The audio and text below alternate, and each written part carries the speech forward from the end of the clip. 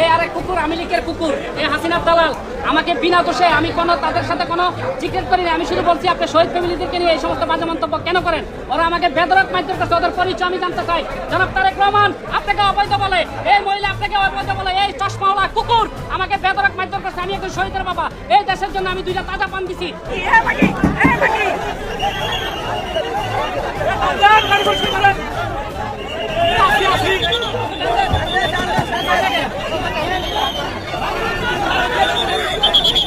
শান্তা ফারজানাকে গ্রেপ্তার করা হবে কিনা সেই প্রশ্ন কিন্তু আমরা তুলেছিলাম এবং সেটা গত রাতে ঘটেছে। মধ্যরাতে শান্তা ফারজানা সহ অনেককেই পুলিশ হেফাজতে নেওয়া হয়েছে শাহবাগ থানায়। বিএনপির চেহারা আওয়ামী লীগ দেখা যায়, দিল্লি না ঢাকা, দিল্লি না ঢাকা, ক্ষমতা না জনতা।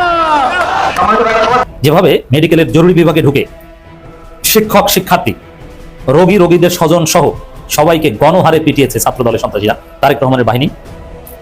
এই দৃশ্য দেখে বাংলাদেশের সেনাপ্রধান জনাব ওয়াকারুজ্জামান হাসছেন। তিনি হয়তো ভাবছেন যে তারেক রহমান আপনি আসছেন, আপনাকে মাননীয় প্রধানমন্ত্রী বলি আমরা শেল্টার দেই, মনে হয় আপনাকে আবার লন্ডন যেতে হবে। আসসালামু আলাইকুম দর্শক, বাংলাদেশ ভাইরাল নিউজের নতুন একটি গুরুত্বপূর্ণ নিউজ ভিডিও নিয়ে আপনাদের মাঝে হাজির হলাম। প্রিয় দর্শক, বাংলাদেশের বর্তমান রাজনৈতিক প্রেক্ষাপট জানতে যারা এই ভিডিওটিতে ক্লিক করেছেন তাদের সবাইকে বলবো আপনারা ধৈর্য সহকারে পুরো ভিডিওটি দেখতে থাকুন, কারণ এই ভিডিওটিতে এমন কিছু তথ্য বাবদ শেয়ার করা হয়েছে যা জানলে আপনারা অবাক হবেন। প্রিয় দর্শক, ইতিমধ্যে আপনারা অনেকগুলো ভিডিওর অংশ বিশেষ দেখে নিয়েছেন এবং আশা করি দেখেই বুঝতে পেরেছেন আজকের ভিডিওটি কতটি গুরুত্বপূর্ণ এবং আকর্ষণীয় হতে চলেছে। এখনো যারা আমাদের চ্যানেলটি সাবস্ক্রাইব করেননি তাদের সবাইকে বলবো আমাদের চ্যানেলটি সাবস্ক্রাইব করে পাশে থাকা বেল আইকনটা অন করে দিবেন, আর যারা ইতিমধ্যেই সাবস্ক্রাইব করেছেন তাদেরকে অসংখ্য ধন্যবাদ। তো প্রিয় দর্শক, চলুন আর কথা বাড়াবো না, একটি লাইক দিয়ে মূল ভিডিওতে যাওয়া যাক। এই মুহূর্তে শান্তা ফারজানাকে গ্রেফতার করার দরকার। আলহামদুলিল্লাহ, আপনারা জানেন অল্প কিছুক্ষণ আগে আপনার শাহবাগ থানা পুলিশ এই লেডি মাফিয়া ফারজানা, শান্তা ফারজানাকে গ্রেফতার করে আপনার এই শাহবাগ থানায় তাকে হেফাজতে নিয়েছেন। আপনারা দেখেন, এই বাংলাদেশে আওয়ামী লীগ ক্ষমতায় ছিলেন, বিএনপি ছিলেন, জাতীয় পার্টি ছিলেন, জামাতও আপনার বিভিন্ন সময় রাজনৈতিক দলের সাথে অল্প কয়েকটি আসন পেলেও তারাও ক্ষমতায় ছিলেন। কিন্তু এই এনডিপি পার্টির একেবারে নগণ্য একজন নেত্রী এই শান্তা ফারজানা, তার স্বামী মোমেন মেহেদী, এই দুইজন ব্যক্তি গত প্রায় 2 বছর ধরে 24শে গণঅভ্যুত্থানের পর তারা কাউকে আপনার মূল্যায়ন করছে না, না করছে বিএনপিকে, না করছে জামাতকে, না করছে এনসিপিকে। তাহলে উনি এমন নয় যে 1971 সালে তিনি মুক্তিযুদ্ধে মহান একজন মুক্তিযোদ্ধা ছিলেন। আমার তো মনে হয় এই যে মোমেন মেহেদীর বয়স আমার চেয়েও কম হবে, অর্থাৎ আমার বয়স এখন 50, আমার 3রা আগস্ট 1976 জন্ম। আমার মনে হয় মোমেন মেহেদীর বয়স আমার চেয়েও কম হবে। তার ওয়াইফের বয়স আমি মনে করি 30 হবে, নাহলে 35 হবে সর্বোচ্চ। কিন্তু তারা যেভাবে কথা বলেন এই দুই ব্যক্তি স্বামী স্ত্রী, মানে মনে হয় যেন এই পৃথিবীতে তাদের চেয়ে শক্তিশালী আর কোনো লোক নেই, তার চেয়ে বড় কোনো রাজনৈতিক দল নেই। অথচ সারা বাংলাদেশ ঘুরলে আমার মনে হয় না যে 5000 সদস্য তারা করতে পারবে। এই একটা বুলেট, এই লেডি মাফিয়া যে ফারজানা, চরম একটা বেয়াদব। বাংলাদেশে আমি বহুত বেয়াদবের চিহ্ন দেখেছি, বহুত নাস্তিক দেখেছি, কিন্তু এই যে একটা বেয়াদব, আমি মনে করি এই যে গ্রেফতারটা আজকে নয়, আরও বেশ কয়েকদিন আগে করা দরকার ছিল। তিনি বারবার আপনার অন্তর্বর্তীকালীন সরকারকে, ডক্টর মোহাম্মদ ইউনূসকে অবৈধ সরকার বলেছেন। তারপর জনাব তারেক রহমান বাংলাদেশের বর্তমান প্রধানমন্ত্রী, কমপক্ষে আপনার তারেক রহমান যেহেতু বাংলাদেশের একজন প্রধানমন্ত্রী, আর যাই হোক তার সম্মানে আপনার এই শান্তা ফারজানা উচিত ছিল যে কমপক্ষে বিএনপির সমালোচনাটা সেটা যাতে গঠনমূলক হয়। আমি নিজেও তো সমালোচনা করি বিএনপির। গতকালকে আমি 20 মিনিটের মতো আলোচনা করেছি বিদ্যুৎ নিয়ে। বিএনপি সরকার ব্যর্থ হচ্ছেন বারবার। কেন হচ্ছেন? সেটা একমাত্র দক্ষ এমপি মন্ত্রী আজকে সেখানে নেই বলে।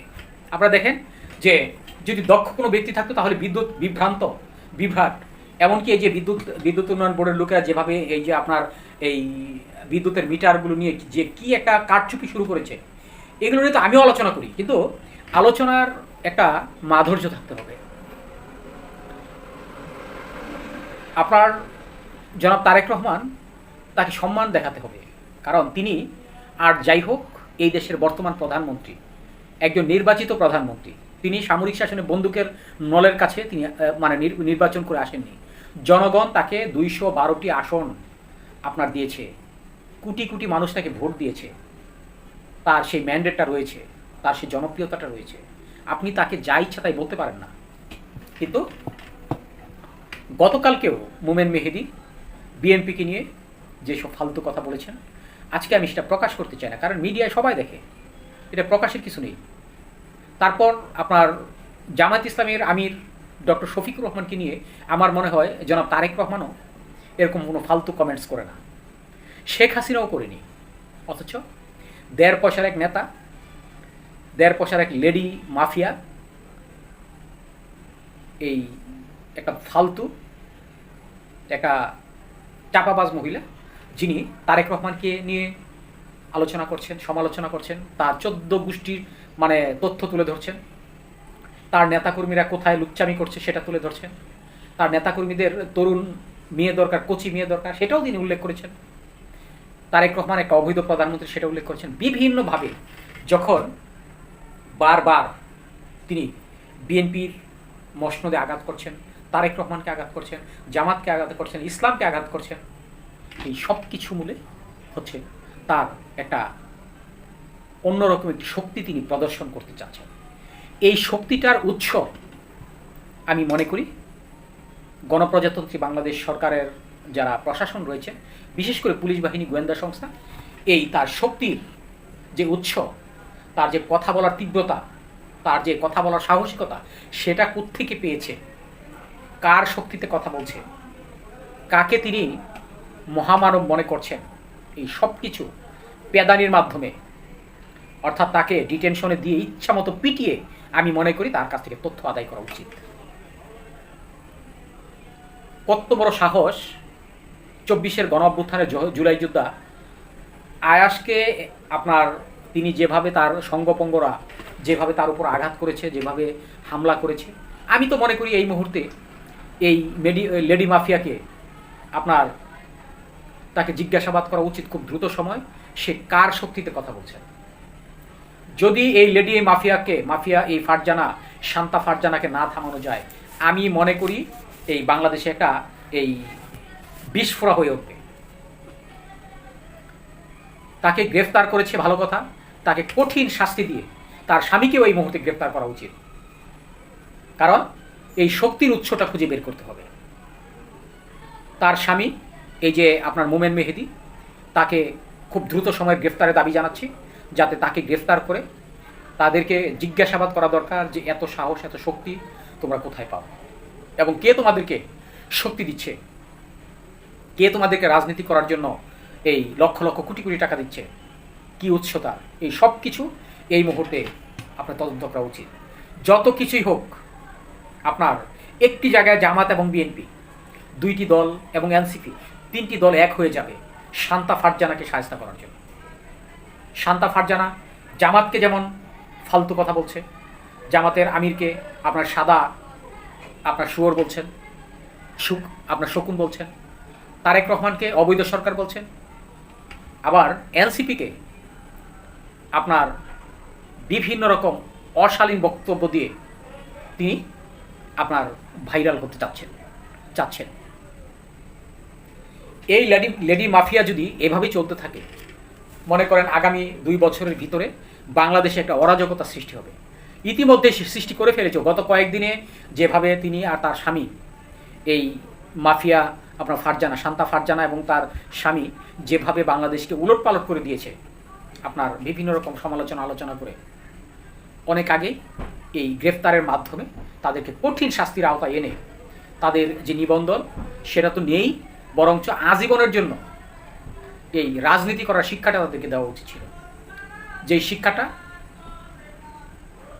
এই মুহূর্তে এই গ্রেফতারের পর যেমন শাহবাগ থানা আপনার এই শান্তা ফারজানাকে গ্রেপ্তার করেছে, তার সাথে তার যত সঙ্গপঙ্গ আছে সব কয়টিকে গ্রেপ্তার করে, এমনকি তার স্বামী মোমেন মেহেদীকে পর্যন্ত গ্রেপ্তার করা এই মুহূর্তে খুব জরুরি। তা না হলে দেশে একটা অরাজকতার সৃষ্টি হবে। আবারও 24 গণ অভ্যুত্থানের মতো একটা গণ অভ্যুত্থান হওয়ার একটা আশঙ্কা সৃষ্টি হয়েছে, যেটা আজকে দুদিন ধরে আমরা দেখছি। আজকে দেখেছেন বাংলাদেশের প্রায় 17 থেকে 19টি জায়গায় এই জামাত, এনসিপি, বিএনপির সাথে যে সংঘর্ষ, এই সংঘর্ষ এড়াতে চাইলে অবশ্যই এই লেডি মাফিয়া শান্তা ফারজানাকে গ্রেপ্তার করা হয়েছে, তার স্বামীকেও গ্রেপ্তার করা উচিত। বাংলাদেশ ইসলামী ছাত্র শিবিরের বিরুদ্ধে তারেক রহমানের বাহিনী, তারেক রহমানের লেলিয়ে দেয়া বাহিনী, ছাত্রদল যে গুন্ডামি করেছে, যে সন্ত্রাস করেছে, শিক্ষকদের উপর যে জঘন্য হামলা করেছে, বৃদ্ধ প্রিন্সিপালকে যেভাবে রক্তাক্ত করেছে, যেভাবে মেডিকেলের জরুরি বিভাগে ঢুকে শিক্ষক, শিক্ষার্থী, রোগীদের স্বজন সহ সবাইকে গণহারে পিটিয়েছে ছাত্রদলের সন্ত্রাসীরা, তারেক রহমানের বাহিনী। এই দৃশ্য দেখে বাংলাদেশের সেনাপ্রধান, বিশিষ্ট আলেম, বেদাত নিয়ে যিনি ওয়াজ করেন, জনাব ওয়াকারুজ্জামান হাসছেন, মিটিমিটি হাসছেন, এবং মনে মনে তিনি হয়তো ভাবছেন যে তারেক রহমান আপনি আসছেন, আপনাকে মাননীয় প্রধানমন্ত্রী বলি, আমরা শেল্টার দেই, মনে হয় আপনাকে আবার লন্ডন যেতে হবে। তারেক রহমানকে মনে হয় লন্ডন টানছে, তারেক রহমান মনে হয় লন্ডনকে খুব মিস করছে। দর্শক, আলামত ভালো না।